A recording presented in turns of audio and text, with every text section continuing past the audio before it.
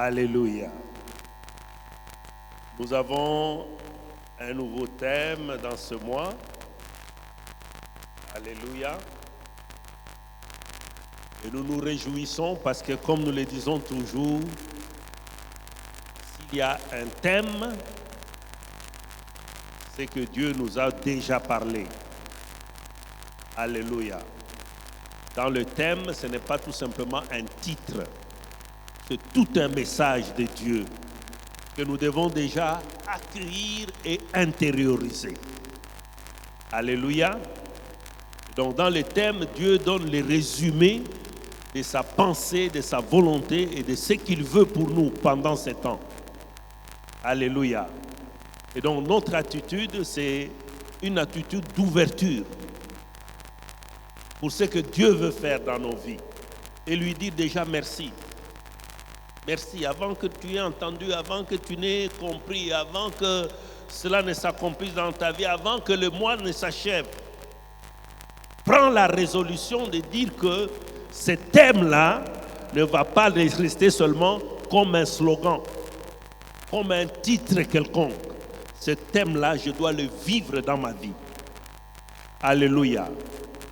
Alléluia. Est-ce que nous pouvons acclamer le Seigneur pour cela? Jésus est présent et nous nous réjouissons. Le Saint-Esprit est dans son Église et il glorifie Jésus dans nos cœurs. Alléluia. Merci Seigneur. Nous bénissons nos parents, l'archevêque Diamant Bob Kalonji, l'évêque Judith, et nous nous réjouissons de toutes les perspectives, leur retour, etc. Que le Seigneur soit avec eux davantage. Alléluia. Nous sommes dans les 25 ans et ça nous pousse à donner des témoignages, mais nous témoignons devant Dieu tous les jours de la grâce qu'il nous a faite en nous mettant sur le chemin de ce grand homme, de ce grand serviteur. Alléluia. Et nous n'allons cesser, tout logos réma, nous n'allons cesser à être reconnaissants à Dieu pour cela. Alléluia. Gloire au Seigneur. Et je bénis spécialement la présence de l'évêque Charles, maman Bernadette, tous les pasteurs, tous les enfants de Dieu, les serviteurs de Dieu, à quelque titre vous êtes, leaders, peuple de Dieu, je vous aime énormément. Parce que Dieu vous aime infiniment. Et je dois être dans les traces de mon Dieu pour faire la même chose. Alléluia. Bénédiction spéciale à mon épouse, maman Esther Jamba. Gloire au Seigneur. Alors le thème, c'est les piliers de la foi. Les piliers de la foi. Les piliers de la foi pour dire ce sur quoi la foi repose. Ou alors, ce qui soutient la foi. Ce qui affermit la foi. Alléluia. Les piliers de la foi. Amen. Et nous avons des passages comme Hébreux 6, 9 à 12, Jacques 1, 2 à 4, pour ceux qui notent Hébreux 6, 9 à 12, Jacques 1, 2 à 4, Romains 5, 1 à 5, sur lesquels nous allons nous appesantir, Romains 5, 1 à 5, Romains 8, 24 à 25. Alléluia. Gloire au Seigneur. Gloire au Seigneur. Et la promesse du mois est tout autant merveilleuse. Alléluia. Elle dit ceci: pour tous ceux qui vivent, il y a de l'espérance. Et même un chien vivant vaut mieux qu'un lion mort. Pourquoi? Parce que le chien vivant vit encore. Il y a de l'espérance pour lui. Alléluia. Un chien vivant vaut mieux qu'un chien mort. Et pour tous ceux qui vivent, il y a de l'espérance. Dis à ton frère, à ta soeur, il y a de l'espérance pour toi. Parce que toi, tu vaux mieux qu'un chien vivant. Ta vie n'est pas une vie qui va s'arrêter. Ta vie est une vie éternelle. Donc ton espérance est éternelle aussi. Alléluia. Acclame Jésus pour ça.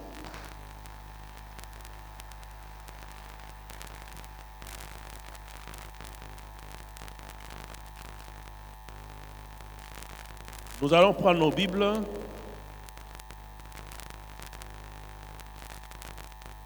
Dans le livre de Hébreux, je vais commencer par là pour que vous l'ayez à l'esprit pendant que nous serons en train de comprendre ce que le Seigneur nous dit. Hébreux chapitre 6, versets 9 à 12.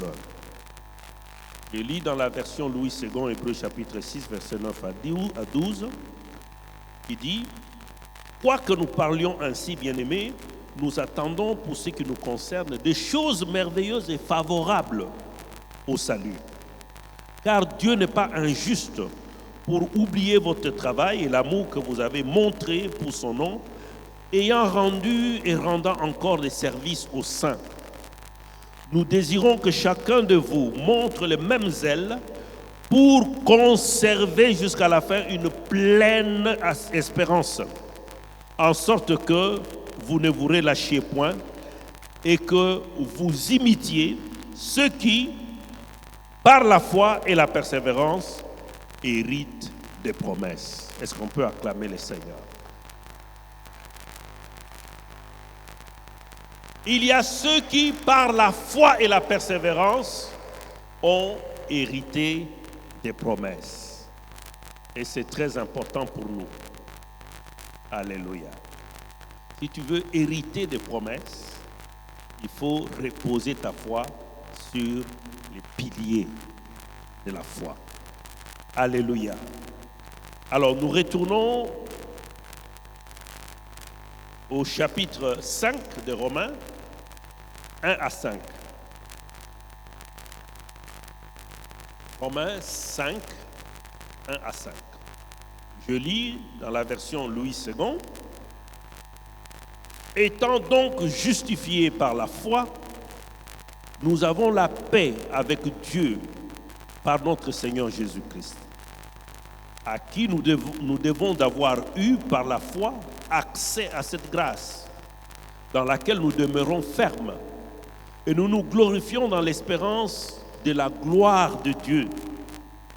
Bien que nous nous glorifions même des afflictions, sachant que l'affliction produit la persévérance et la persévérance, la victoire dans l'épreuve et cette victoire, l'espérance.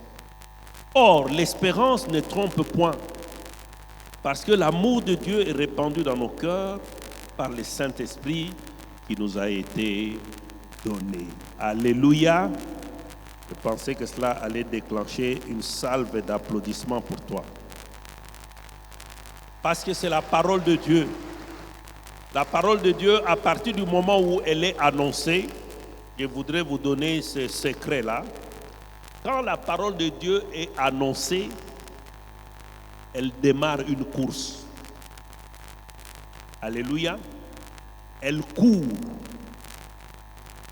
et entre dans la vie de ceux qui l'ont entendu. Vous n'avez pas besoin que je puisse commenter, vous n'avez pas besoin que je prêche.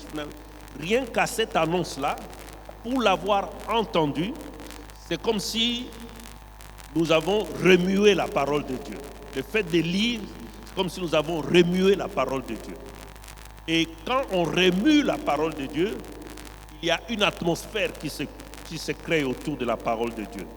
Et la parole commence sa course.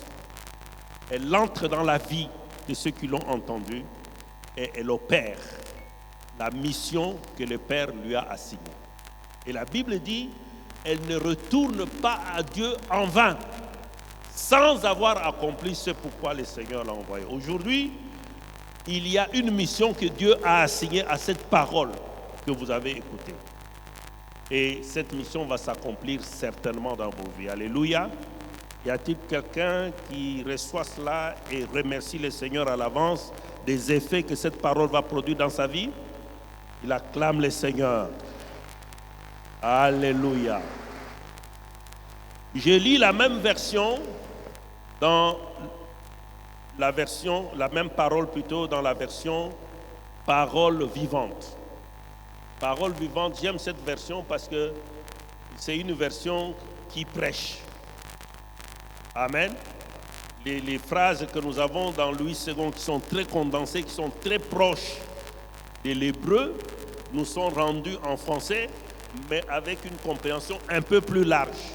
Donc nous allons comprendre un peu plus largement ce que nous avons entendu une première fois. Certainement que l'Esprit a commencé déjà son œuvre, commence à t'ouvrir la compréhension, mais c'est quand tu comprends la parole de Dieu que les effets se produisent. Alléluia. Nous allons essayer encore de lire cette version dans Parole vivante. Parole vivante, chapitre 5 de Romains 1 à 5. Si donc nous avons été déclarés justes devant Dieu en raison de notre foi, nous sommes en paix avec lui grâce à notre Seigneur Jésus-Christ. Jouissons de cette paix et gardons-la.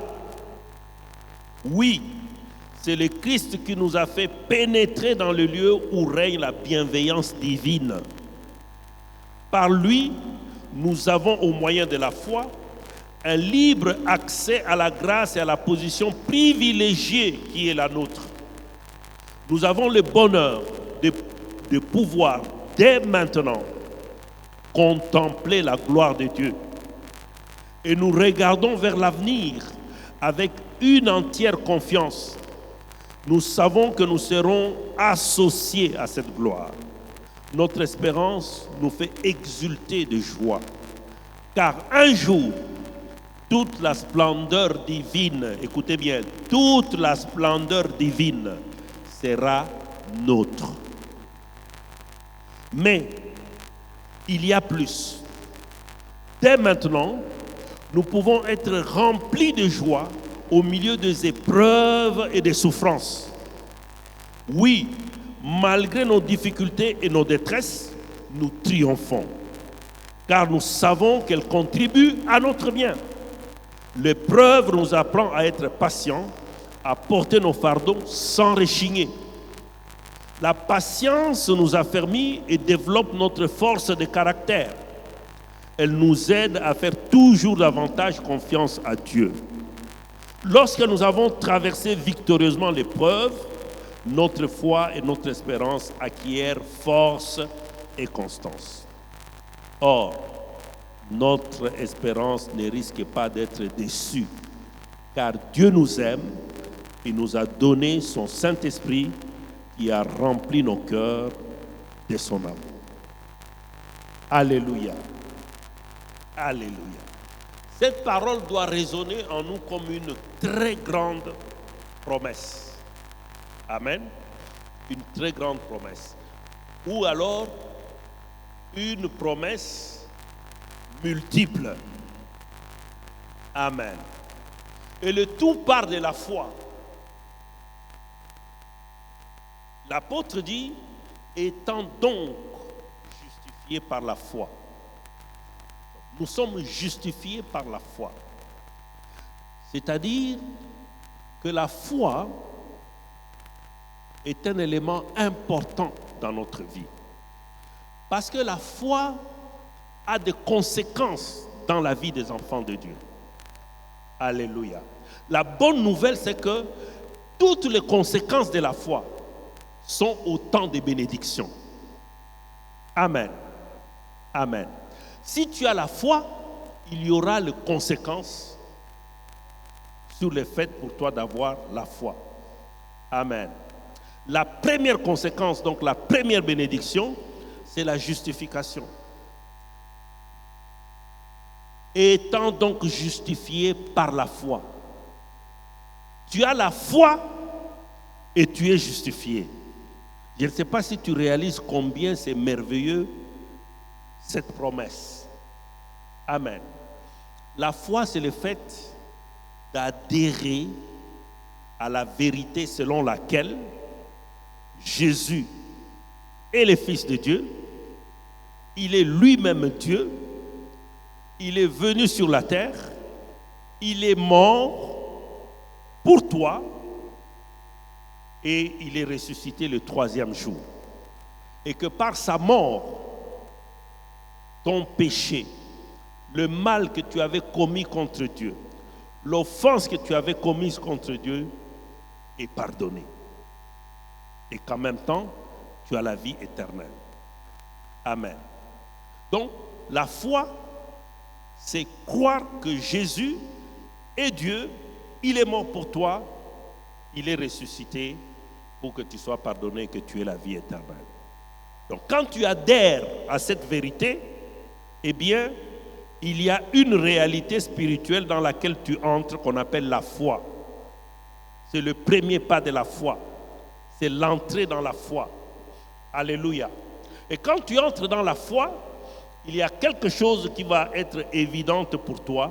C'est la réalité de la vérité de la parole de Dieu. Amen. Amen. La parole de Dieu est vraie. Et pour toi, tout débat sur la véracité de la parole de Dieu cesse. Alléluia.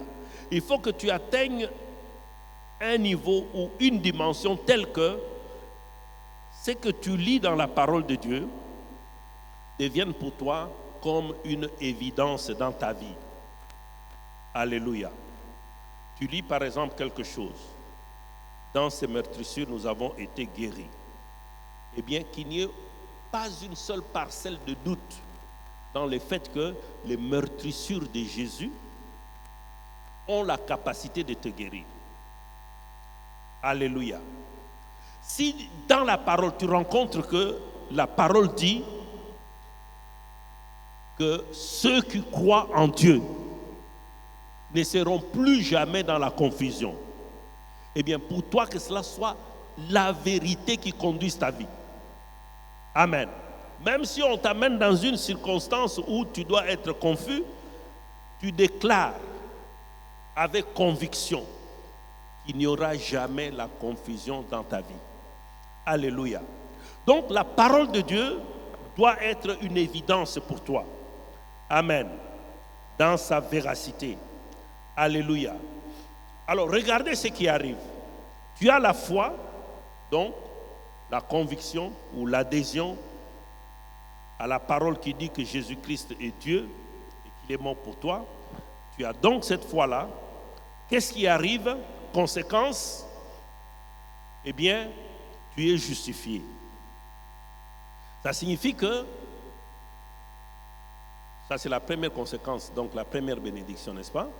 Ça signifie que Dieu ne te juge plus.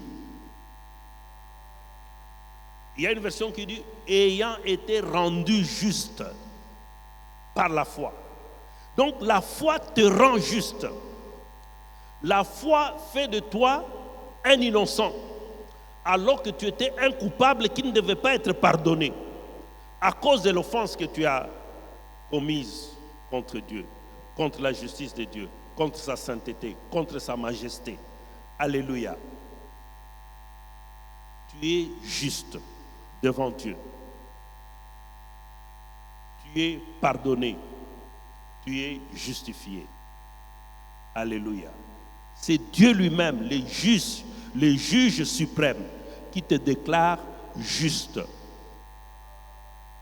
Dans la justice de Dieu, tu es un innocent, reconnu. Et si le juge suprême te reconnaît comme innocent, quel est le tribunal qui peut te condamner? Est-ce le tribunal des sorciers? Est-ce le tribunal des méchants? Le tribunal des hommes? Le tribunal de l'État? Il n'y a aucune juridiction qui peut encore te condamner parce que tu es innocent. Dieu t'a fiché comme innocent. Alléluia. Voici une deuxième conséquence, donc une deuxième bénédiction qui vient. La Bible dit Nous avons la paix avec Dieu. Nous avons la paix avec Dieu. C'est-à-dire que nous sommes en paix avec Dieu. C'est-à-dire quoi? C'est-à-dire que quand tu es dans la présence de Dieu, la colère de Dieu ne se manifeste plus. Je ne sais pas si tu... Dans l'Ancien Testament, on disait on ne peut pas voir Dieu et survivre. Tu vois Dieu, tu dois mourir. Tellement que sa majesté est écrasante, sa justice, son autorité, sa grandeur, la déférence qu'on lui doit.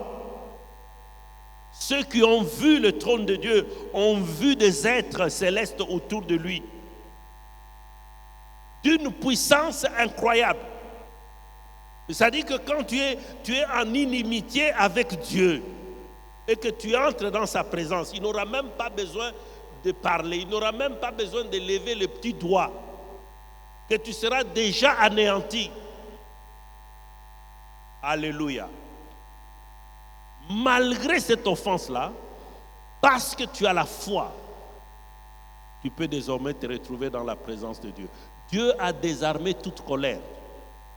Il ne peut jamais réactiver sa colère contre toi pour ce que tu as fait dans le passé. Alléluia. Tu es maintenant admis, non pas comme sujet, mais comme enfant de Dieu. Alléluia. C'est la conséquence de la foi, c'est la bénédiction de la foi. Alléluia.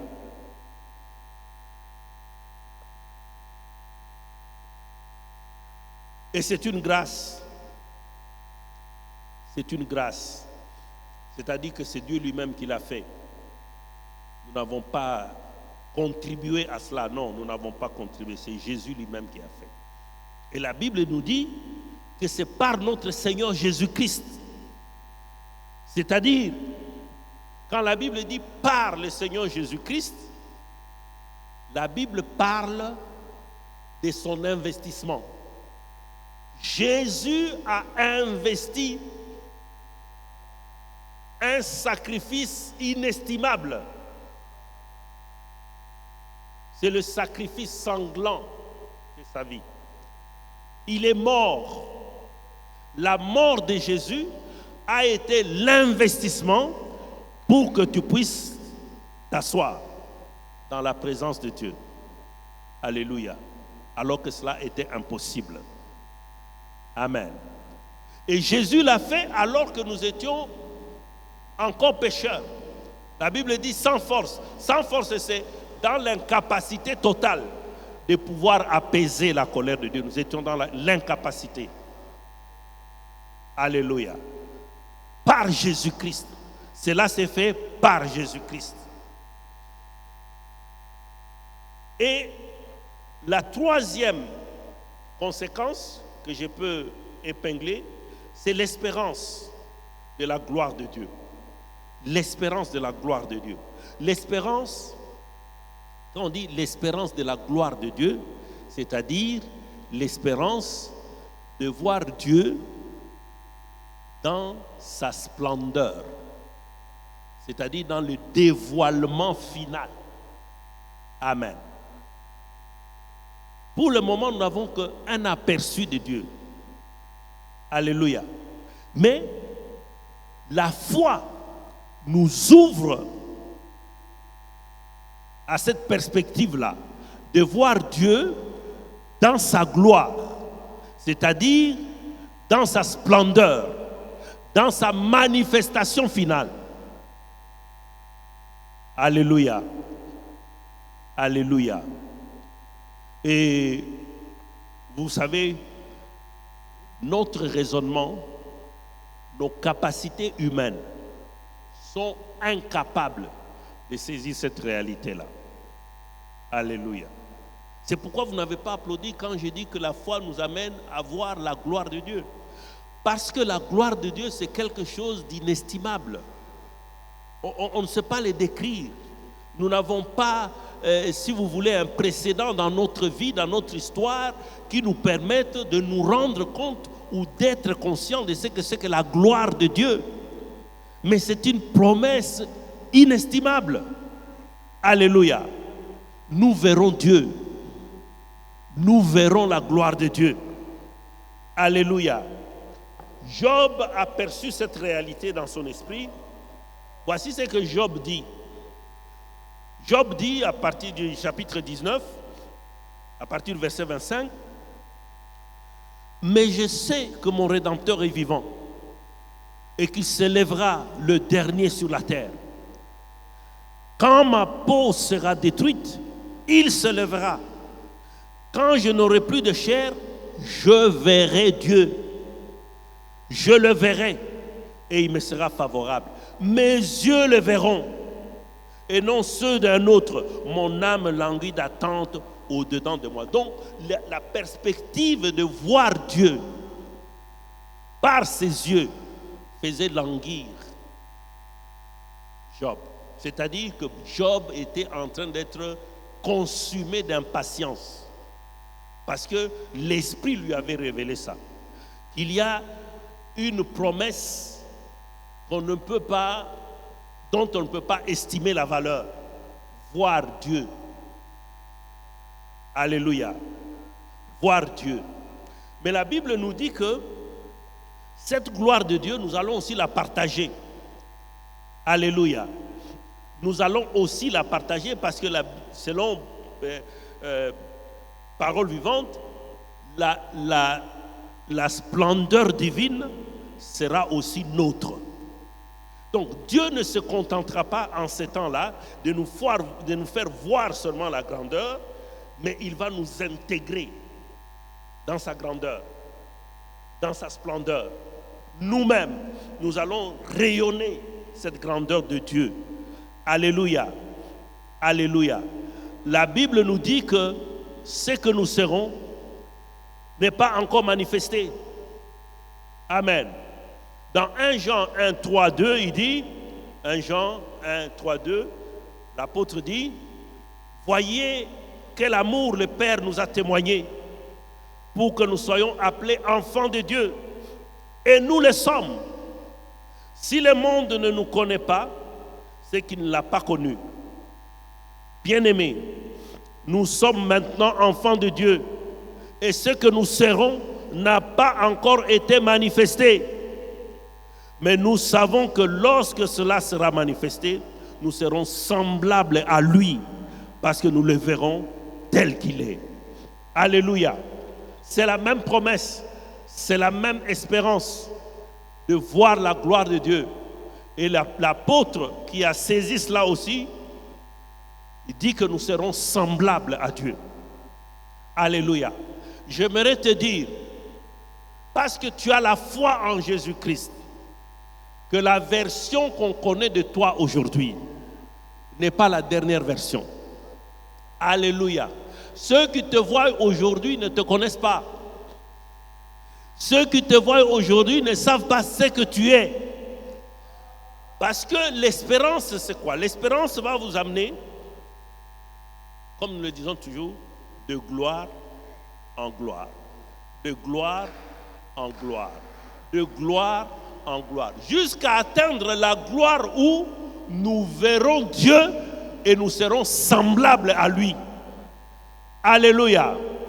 Oh, gloire au nom de Jésus-Christ. Ces choses nous sont promises à cause de notre foi. Alléluia. Nous sommes enfants de Dieu. Amen. Gloire au Seigneur.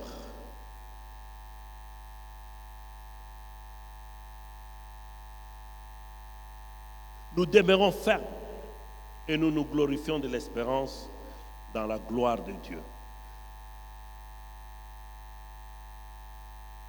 Bien plus, nous nous glorifions même des afflictions, sachant que l'affliction produit la persévérance. Amen. La gloire de Dieu dont il est question, nous allons la voir bien sûr, mais c'est déjà dès maintenant. Amen. Dès maintenant. Et puisque nous avons cru en Jésus-Christ, il y aura des situations qui viendront pour nous décourager. Amen. Les afflictions dont on parle ici, ce ne sont pas les afflictions que nous pouvons rencontrer parce que nous sommes êtres humains, non. Ça peut être aussi cela. Mais ce sont des afflictions que nous subissons pour avoir manifesté notre foi. Alléluia. La Bible dit que ceux qui vivront dans la piété seront persécutés.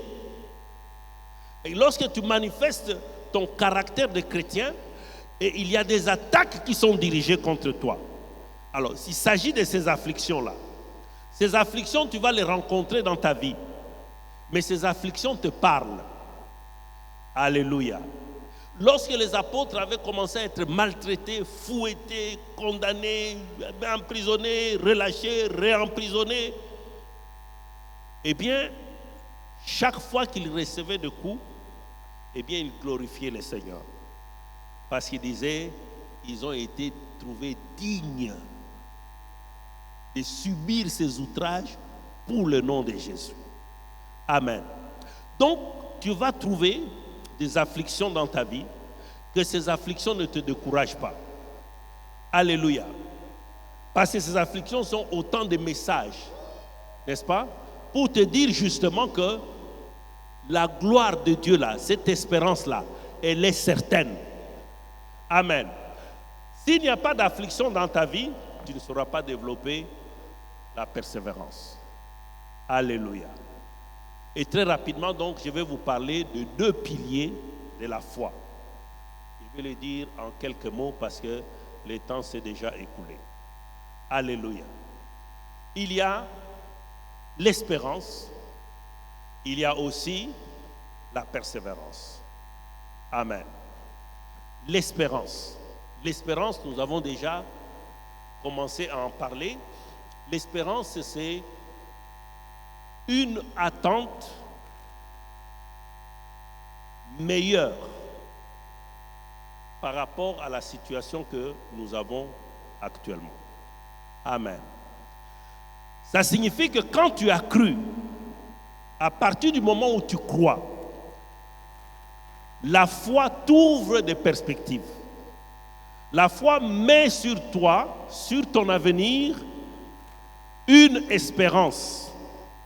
C'est-à-dire, la foi te montre une situation meilleure que celle que tu as aujourd'hui. Cette situation meilleure, tu vas la trouver chaque fois que tu rencontreras des difficultés.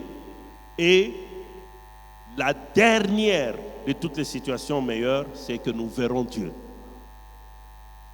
Alléluia. Donc, si tu as l'espérance, tu peux te retrouver malade, mais l'espérance te dira, il y a la guérison. Et tu vas compter sur la guérison de Dieu. Alléluia. Tu es bloqué. L'espérance te dira que le Seigneur brise le joug. Alléluia. Et tu vas te retrouver dans une situation de déblocage. Amen.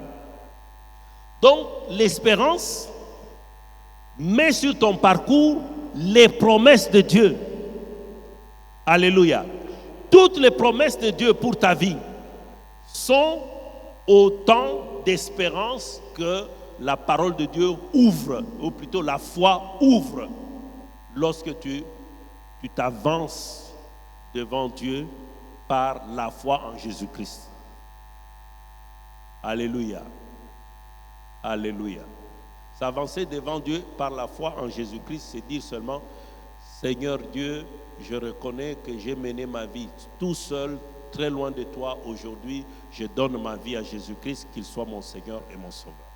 Alors, quand tu t'avances avec cette foi-là devant Dieu, eh bien, ton avenir est tapissé des promesses de Dieu.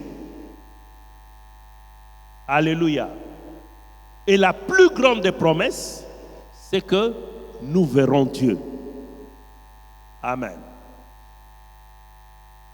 Le deuxième pilier, c'est la persévérance. La persévérance. Comme je l'ai dit déjà, si tu es enfant de Dieu, tu rencontreras des difficultés. tu rencontreras des épreuves. Tu vas trouver des personnes qui te découragent. Tu vas trouver des personnes qui te persécutent. Tu vas trouver des personnes qui te calomnient. Alléluia. Merci. Tu vas trouver des personnes qui te calomnient. Tu vas trouver des personnes qui t'accusent faussement. Tu vas trouver des personnes qui te dénigrent. Alléluia. Tu vas trouver des personnes qui voudront t'humilier. Et le pasteur Alex nous disait ici le vendredi que pour un enfant de Dieu, l'humiliation, c'est la campagne électorale. Alléluia. On croit te faire subir des revers. Mais entre-temps, Dieu est en train de préparer quelque chose de meilleur pour toi. Chaque fois que tu passeras devant la difficulté, la persévérance te dira, il y a mieux pour toi. Alléluia. Il y a mieux pour toi. Donc la persévérance, quand tu as la persévérance, la mission donc de l'affliction, c'est de faire que tu aies la persévérance. Or, la persévérance, c'est quoi? La persévérance, c'est la foi affermie. C'est-à-dire la capacité d'affronter les difficultés en gardant confiance en Dieu. Tu es dans une situation difficile, mais tu gardes ta confiance en Dieu. Quand tu atteins cette dimension-là, c'est que tu as la persévérance. Et la persévérance paye toujours. Alléluia. La persévérance paye, c'est-à-dire que quand je parle de la persévérance, il y a une autre, je n'ai pas épousé tous les piliers de la foi, il y a un autre pilier de la foi qui est justement la prière. Parce que Dieu te demande d'être persévérant dans la prière.